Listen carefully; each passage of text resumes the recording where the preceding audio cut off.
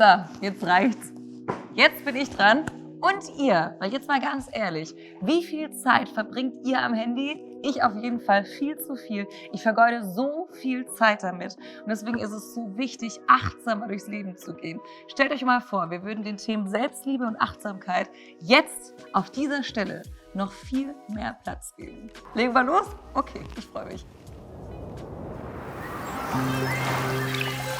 Gesina, ich freue mich so sehr, dass du heute hier bist. Vor allem, weil ich das Gefühl habe, dass wir uns für sehr ähnliche Themen interessieren. Selbstliebe, Achtsamkeit, Bewusstsein im Allgemeinen. Und deswegen liebe ich es auch, so einen Content wie von dir zu konsumieren, weil er auf einer App stattfindet, die zwar so viel Zeit frisst, aber dann hat man seine Zeit wenigstens sinnvoll fressen lassen durch Inhalte wie deine. Erzähl doch gerne mal ein bisschen was über dich für all diejenigen, die dich vielleicht noch nicht kennen. Ich bin Gesine. Und ich hänge auch zu viel am Handy.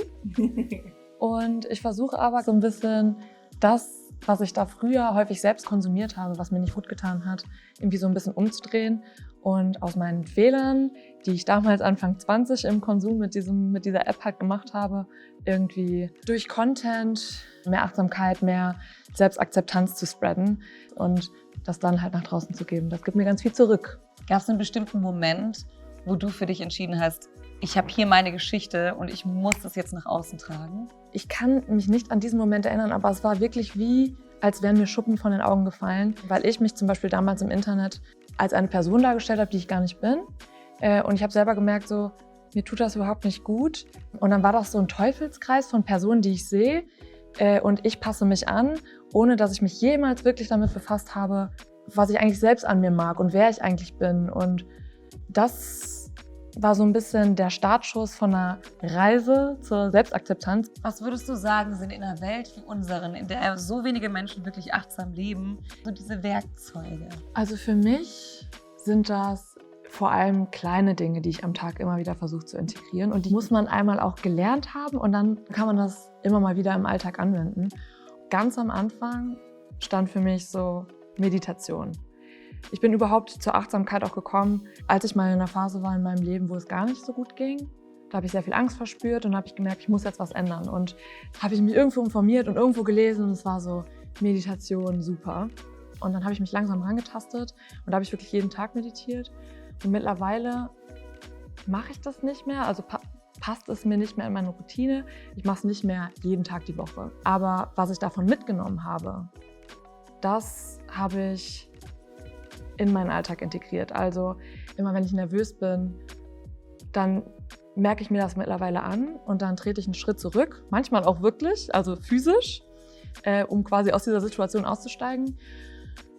Konzentriere mich auf meinen Atem, gehe an die frische Luft, versuche mich mit irgendwas zu connecten, was gerade da ist. Und was mir zum Beispiel manchmal auch hilft, ist dann wirklich das Handy wegzulegen.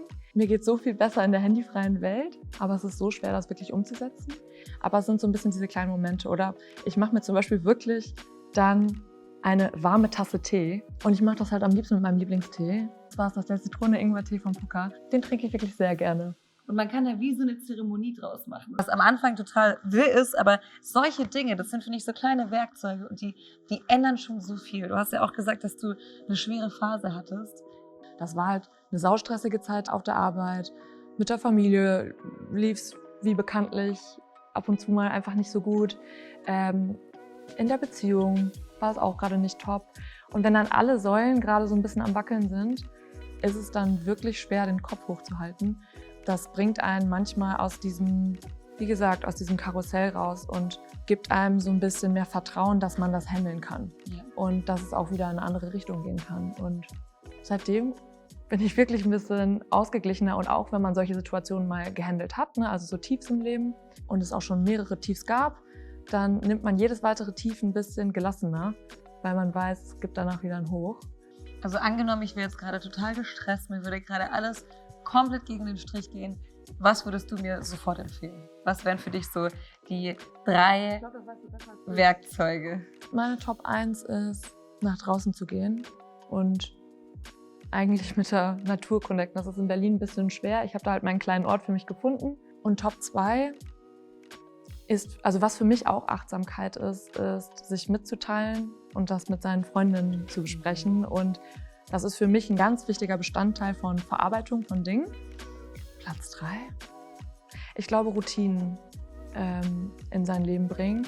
Und das können doch wirklich nur so kleine Sachen sein wie, ich trinke halt nachmittags eine Tasse Tee. Und diese Zeit nehme ich mir. Du hast neulich gesagt, dass du jetzt das Leben lebst, was du dir als 20-Jährige nicht gewünscht hättest. Ja, also auch natürlich Was wieder meinst du damit? ein bisschen überspitzt gesagt, ne? Aber mit 20 war ich wirklich jedes Wochenende 2-mal feiern und habe wirklich das Gegenteil von Achtsamkeit zelebriert so ein bisschen. Also ich habe einfach ein Leben gelebt für andere und auch so ein bisschen für Instagram und habe alles getan, um nicht cringe zu sein.